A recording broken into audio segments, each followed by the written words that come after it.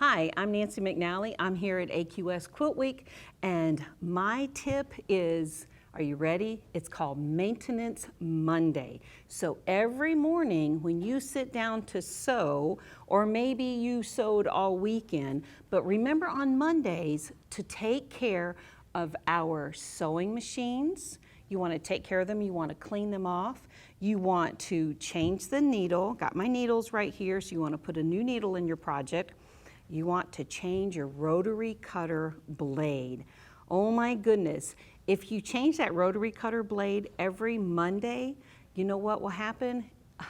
You won't have to put so much pressure on the blade with your hand to cut your fabric. It'll just glide.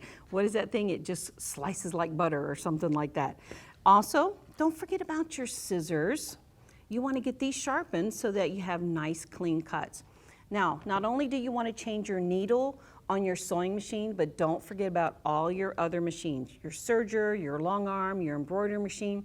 Always take care of those. And just remember, Maintenance Monday, I've got to clean and I got to take care of all my machines. You want to dust, clean, give them some TLC.